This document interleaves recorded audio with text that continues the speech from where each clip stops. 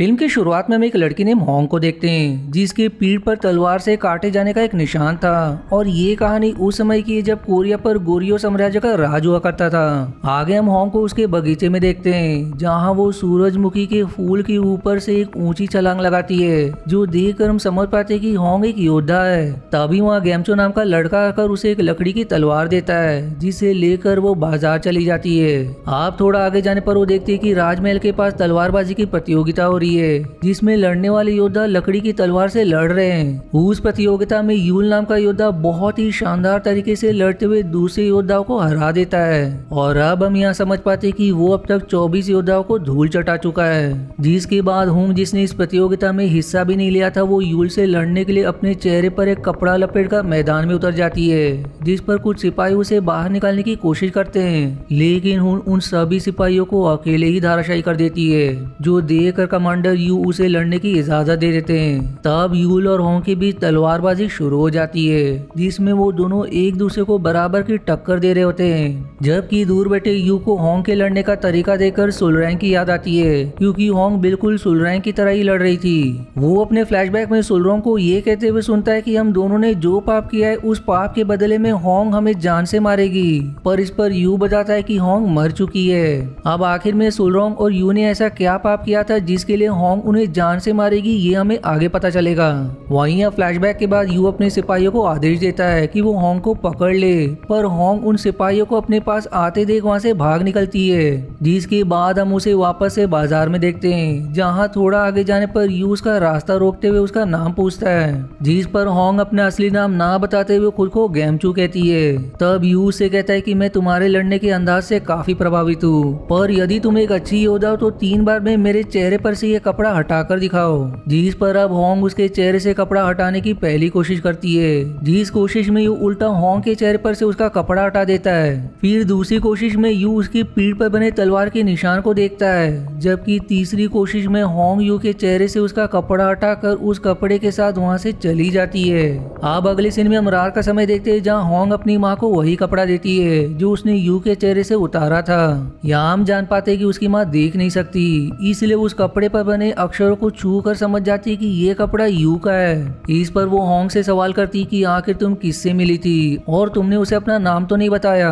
जिस सवाल के जवाब में होंग बताती कि वो कोई कमांडर था जिसे मैंने अपना असली नाम नहीं बताया। तब उसकी माँ फिर से सवाल करती कि आखिर तुम बचपन से इतनी ट्रेनिंग क्यों कर रही हो। जिस पर होंग बताती कि मुझे 2 लोगों से अपने असली माता पिता की मौत का बदला लेना है। दरअसल होंग जिस महिला से बात कर रही थी वो उसकी असली माँ नहीं है, क्योंकि जब वो काफी छोटी थी तो उसके माता पिता को 2 तलवारबाजों ने जान से मार दिया था। फिर वो सुलरैंग की तलवार दिखाते हुए 3 महान तलवारबाजों की कहानी सुनाती है, जहाँ होंग के पिता पुंचुन की तलवार लक्ष्य निर्धारित करती है, वहीं सुलरैंग की तलवार अन्याय के खिलाफ लड़ती है, जबकि डूक की तलवार सुरक्षा प्रदान करती है। वो महिला आगे बताती कि डूक और सुलरैंग में बहुत प्यार था और वो दोनों युद्ध के दौरान हमेशा एक दूसरे की परछाई बनकर साथ लड़ा करते थे। फिर एक युद्ध के दौरान जब वो लोग हारने ही वाले थे कि तभी पुंचुन ने गवर्नर के बेटे को बंदी बना लिया, जिस कारण वो इस युद्ध को जीत गए। जिसके बाद वो तीनों तलवारबाज गवर्नर के बेटे को लेकर गवर्नर के सामने गए, जहां पुंचुन ने गवर्नर के बेटे की जान के बदले लोगों की मांगे रखी, लेकिन गवर्नर ने उसकी बात मानने से इनकार कर दिया,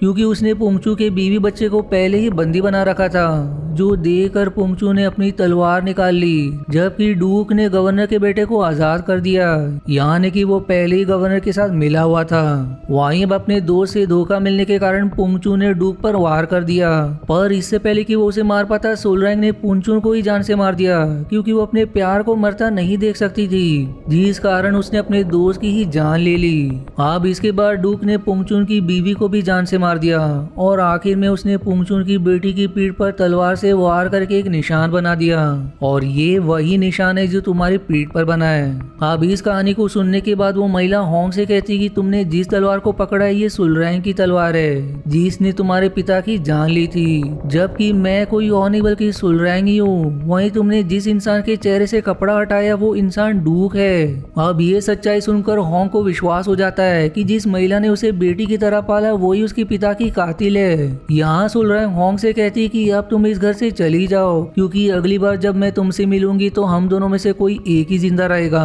दूसरी तरफ हम यू यानी कि डूक को देखते हैं, जो अपने सैनिकों को आदेश दे देता है कि वो गैमचो को जान से मारकर उसकी माँ को सही सलामत उसके पास ले आए। दरअसल होंग ने उसे अपना नाम गैमचो बताया था और क्योंकि उसके लड़ने का तरीका बिल्कुल सुलरैंग के जैसा ही था, इसलिए यू समझ चुका था कि गैमचो सुलरैंग के साथ ही रहती है। वहीं अब यू के आदेश पर बहुत से सैनिक गैमचो के पीछे पड़ जाते हैं, जिसे बचाने के लिए सुलरैंग उन सैनिकों से लड़ती भी है, लेकिन एक सैनिक गैमचो को जान से मार देता है, जिस पर अब सुलरैंग अंधी होने के बावजूद सारे सैनिकों को मार गिराती है। उधर हम होंग को शराब की एक दुकान में देखते हैं, जहां यूल भी होता है और वो खूब सारी शराब पीकर बीमार पड़ जाता है, जिस पर अब यूल उसे लेकर अपने घर चला जाता है। फिर अगली सुबह हम वापस से सुलरैंग को देखते हैं, जो अपने गुरु से विनती करती है कि जिस दिन होंग उनके पास आएगी वो उसे पुंगचू की तलवार दे देंगे। अब अगले सीन में हम यू को एक आदमी के साथ देखते हैं, जो उसे लेकर एक सीक्रेट कमरे में जाता है, जो कमरा किसी राज दरबार की तरह लग रहा था। दरअसल इस आदमी ने यू के कहने पर इस खूबसूरत राज दरबार को तैयार किया था,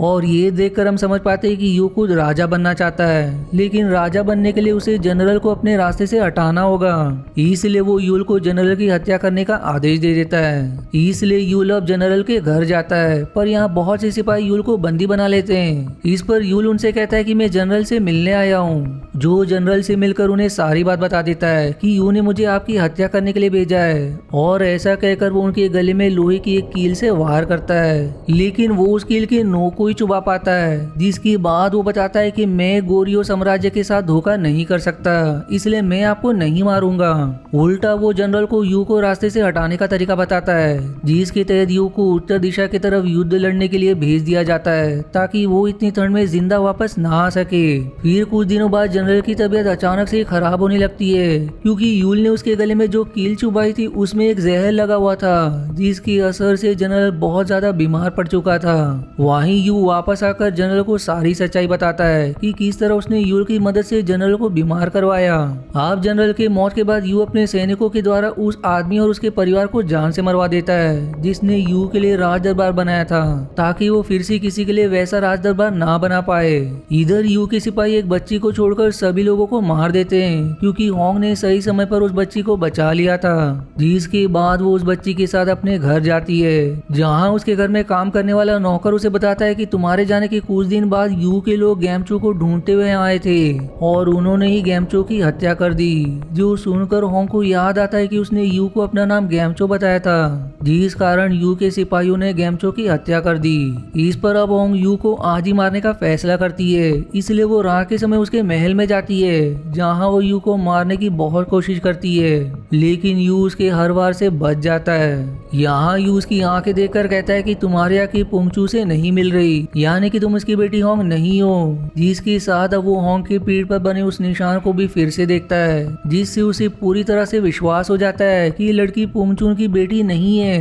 वहीं अब यू की बातों के दौरान होंग उसे मारने की कोशिश करती है, जिस पर यू ही उसके शरीर में तलवार घुसाकर उसे तालाब में फेंकवा देता है। तब यू उसे तालाब से बाहर निकलवाता है, जिसकी तुरंत बाद वहाँ सुलरैंग आकर होंग को बचाने की कोशिश करती है, लेकिन होंग की सांसें थम चुकी थी, जिस कारण उसे बहुत दुख होता है, क्योंकि उसने बचपन से ही होंग को अपनी बेटी की तरह पाला है। तभी वहाँ यू के सैनिक आकर सुलरैंग को पकड़ ले जाते हैं, जबकि सुलरैंग के गुरु होंग को अपने साथ ले जाकर उसका इलाज करते हैं, क्योंकि उसके अंदर अब भी थोड़ी जान बची थी, जो उसे अंत में बचा भी लेते हैं। दूसरी तरफ यू सुलरैंग से मिलकर उसे ये बता देता है कि तुम जिस बच्ची को पुंगचू की बेटी कह रही हो वो कोई और है, क्योंकि उसके पीठ पर बना तलवार का निशान मेरी तलवार से नहीं बल्कि तुम्हारी तलवार से बनाया गया है, जिसका मतलब ये है कि तुमने एक लावारिस बच्ची को होंग का नाम दिया, लेकिन वो भी मुझे नहीं मार पाई। इसके बाद वो गोरियो साम्राज्य के राजा के पास जाकर उससे उसकी बेटी का हाथ मांगता है, जिस पर राजा गुस्से में यू से कहते हैं कि तुम्हारी हिम्मत कैसी हुई मेरी बेटी से शादी करने का ख्याल भी लाने का। जिसकी जवाब में अब यू सीटी बजाता है, और अब उसकी सीटी बजाते ही बहुत से सैनिक राजा के कमरे में मौजूद हर एक खिड़की दरवाजे को ढक देते।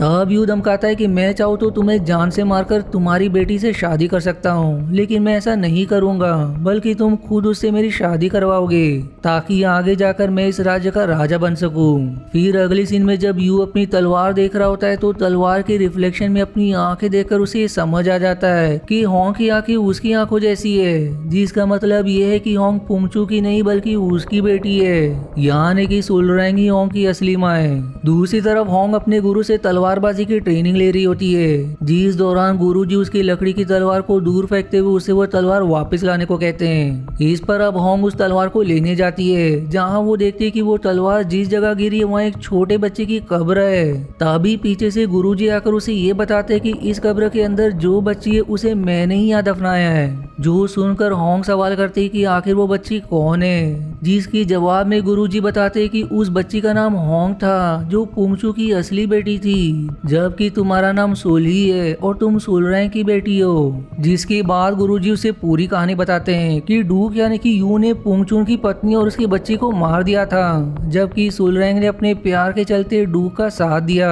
लेकिन अपने दोस्त को धोखा देने के कारण उसे बहुत पछतावा हुआ। इसलिए उसने दुनिया से ये बात छिपाई कि पुंगचून की बेटी मर चुकी है, बल्कि तुम्हारे पैदा होने के बाद उसने तुम्हारी पीठ पर ठीक वैसा ही निशान बनाया, जैसा निशान होंग की पीठ पर तब बना जब डूक ने उसके ऊपर तलवार चलाई। तुम्हारे माँ ने तुम्हें होंग का नाम दिया और खुद एक जहरीला लिक्विड पीकर अंधी हो गई ताकि वो डूक का चेहरा कभी ना देख पाए। फिर उसने तुमसे बचपन से ही ये बताया कि तुम पुंगचून की बेटी हो, क्योंकि वो ये चाहती थी कि तुम होंग बनकर पुंगचून और उसके परिवार के मौत का बदला डूक और सोलरैंग से ले सको, ताकि उन दोनों को अपने पापों की सजा मिल सके। अब ये सुनकर होंग बुरी तरह से टूट जाती है, लेकिन अपनी माँ की इच्छाओं को पूरा करने के लिए वो उन दोनों यानी कि यू और सोलरैंग को मारने का फैसला करती है। उधर सोलरैंग यू को भी सारी बात बता देती है कि होंग उसकी ही बेटी है। जिसकी अगले दिन हम राजा को देखते हैं, जो अपनी जनता के सामने ऐलान करता है कि वो अपनी बेटी की शादी यू से करेगा, जबकि दूसरी तरफ होंग पुंगचून की तलवार लेकर अपनी माता पिता को मारने के लिए निकल पड़ती है। वो अब रात के समय सभी सैनिकों को मारते हुए यू के पास जा पहुंचती है, और क्योंकि उसने गुरुजी से ट्रेनिंग ले रखी थी इसलिए वो भी यू को बराबरी का टक्कर दे रही थी। जहाँ लड़ते हुए वो दोनों महल के बाहर आ जाते हैं, तभी सोलरैंग उन दोनों के बीच आ जाती है, जिस दौरान यू की तलवार उसे लग जाती है। तब यू सोलरैंग को अपने गले से लगा लेता है, जबकि होंग ना चाहते हुए भी अपनी माँ का वादा पूरा करने के लिए अपनी माँ के शरीर में तलवार घुसा देती है, जो तलवार यू को भी जा लगती है। तब यू होंग की आंखों में देखते हुए उस तलवार को अपने शरीर के आर पार कर लेता है, जिससे वो और सोलरैंग दोनों ही मारे जाते हैं। फिर मूवी की आखिरी सीन में हम होंग की यादों में उसकी माँ को देखते हैं, जिस सैड एंडिंग के साथ ये मूवी यहीं समाप्त हो जाती है। अब बात करें इस मूवी की, तो इसमें सोलरैंग ने अपने प्रेमी को बचाने के लिए अपने सबसे भरोसेमंद दोस्त पुंगचून की हत्या कर दी, जबकि उसके प्रेमी ने पुंगचून और उसकी छोटी बच्ची को जान से मार दिया,